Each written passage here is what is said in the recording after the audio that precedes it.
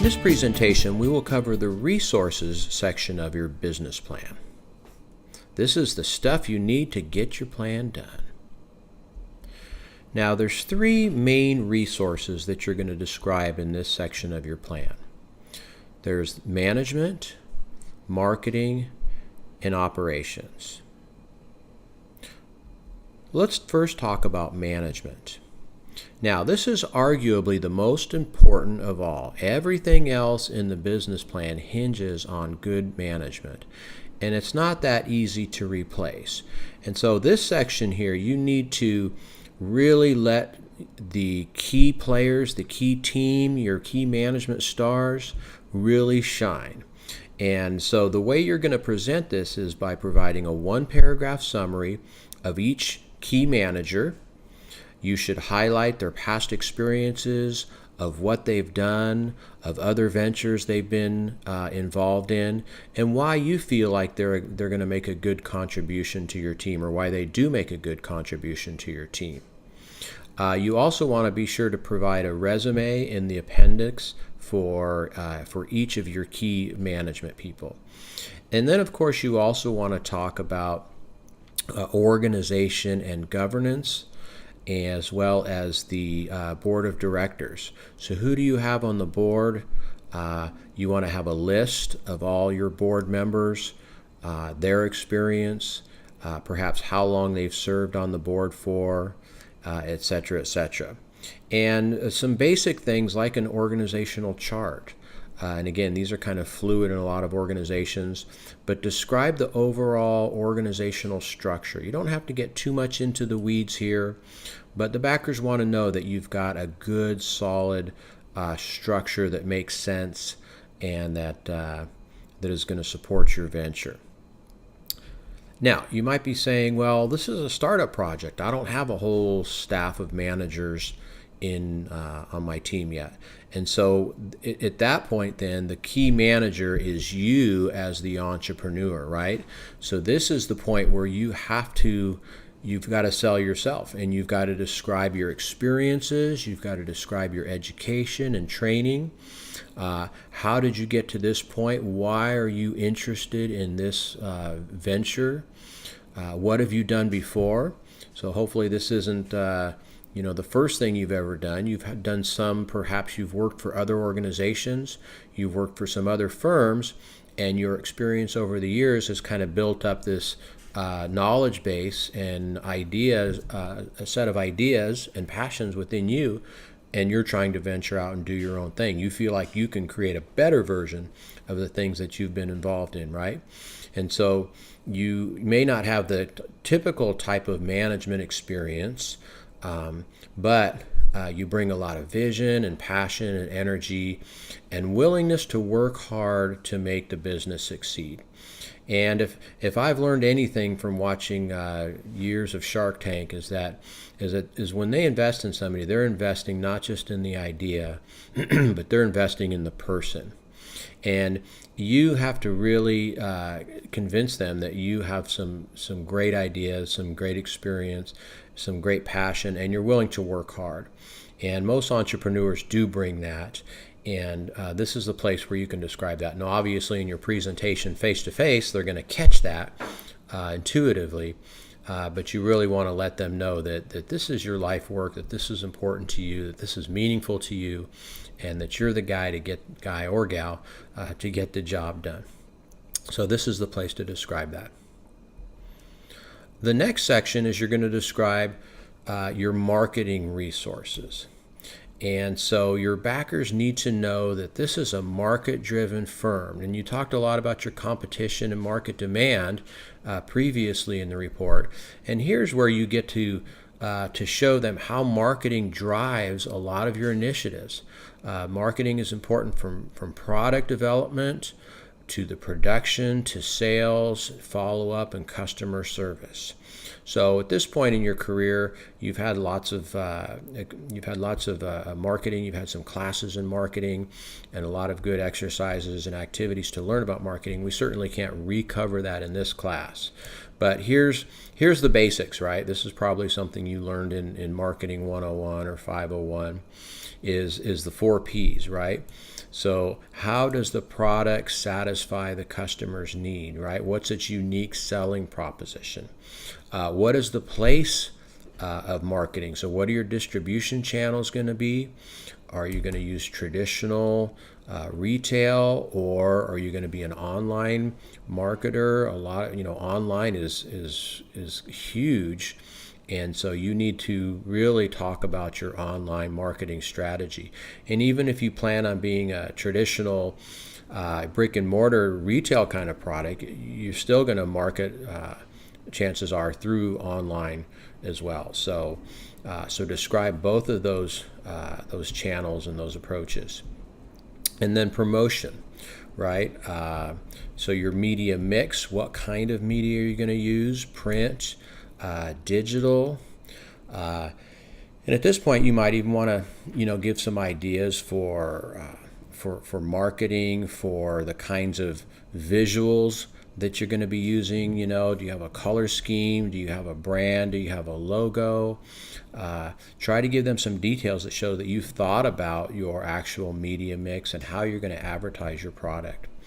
And then, of course, the 4th P is the price.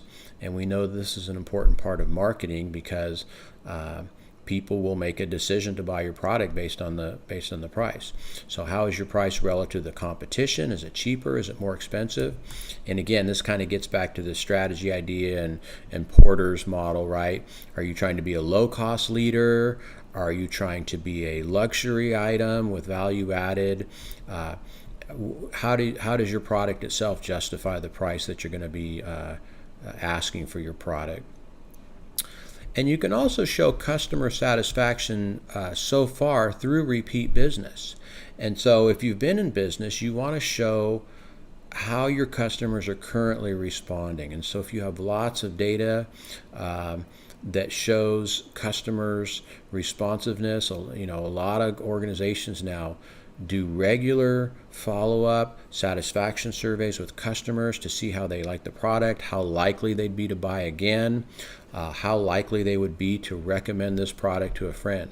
And I remember not too long ago reading that question right there, how likely would you be to recommend this product to a friend? That question right there answers so much. Because people's reputations, if I'm going to tell you about this and I want you to buy it, people are counting on me to give them good advice, right? So that's like the $1 million marketing customer satisfaction question right there. So if you can get that kind of data, that's great. Now again, if you're in a startup, you might not have a whole lot of this, but you might have some beginning types of data, some initial focus group research, and we talked about this earlier. In the class, but whatever data you have that shows how well your customers are responding to your product, this is a good place to really highlight it. And then the next section is operations and capital expenditures. All right, so this is like stuff that you got to spend money on, and this is probably what's going to take most of the money that you're asking for in your if you're using your business plan to raise venture capital or loan. This is probably where most of that's going to go.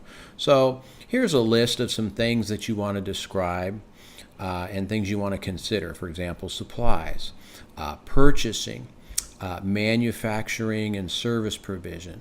And again, because so much of this is outsourced today, you want to describe that. Are you going to be doing your marketing in the States? Is it going to be outsourced to somewhere like Mexico, China, Vietnam, other places where there's a lot of manufacturing going on? You want to talk about research and development. How are you going to invest in those kinds of things? You want to talk about resources needed for distribution, storage, logistics. customer service and technical support. And again, this is something that can be outsourced, but you want to describe how much you're going to have to pay in order to provide that kind of customer service. And if you're really a customer service focused kind of organization, that should be a significant expenditure, right? You want people to know that you follow up with them, that you care about them, that you're providing that kind of care and concern that they want. Systems and IT. Again, this is something that's it can be you can buy your own, or you can outsource it. And there's so much web-based, cloud-based IT infrastructure now that, especially for startups, this is, in fact, I would even argue that that the whole outsourcing of your what do they call that? Software as a service and cloud-based solutions now has really led to the rise of a lot of entrepreneurship and startups, because now the average person doesn't have to invest $1 million of IT infrastructure or software development. It's accessible, it's available, and so you want to talk about that. What's your approach to systems and IT? Quality and financial control, and then regulatory compliance. And in some types of ventures, this can be a big one, right? So you're going to have to go to the states, to cities, EPA, you're going to have to do environmental impact studies and all these sorts of things just to get this thing off the ground. So you want to talk about how much you're going to be spending on those sorts of things. And then the last section, the last resource you want to talk about is capital expenditures. And capital expenditures are those large capital assets that have value over the life of the firm. So everything we talked about previously is kind of an annual or one-time cost. This is a major expense that brings value back to the firm. So you want to describe the nature of the project, why is it needed, the alternatives considered and rejected. And so if you're making a big purchase here, let's just say you're buying some equipment or machinery, you want to talk about different things that you could have bought and let them know that you considered these things, but you rejected them in favor of the one that you're going for. So this shows due diligence, because if somebody's knowledgeable about this industry, they might say, "Wow, this guy should, he should consider this instead." So at least you've showed him that you showed them that you considered some of these alternatives. Give them the cost. How long will it take to implement the purchase and installation, etc.? What impact it will have on future revenues. Okay, so this is a big one here, because you're making a major investment, and so any investor is going to expect that investment to have a return, right? So if you're asking for the newest, latest equipment, you want to convince them that this equipment is going to improve things like the cost, it's going to minimize overruns, it's going to allow you to make things on demand, whatever features and benefits this investment has on future revenues, you want to make sure you highlight that. And then, of course, risks associated with the investment.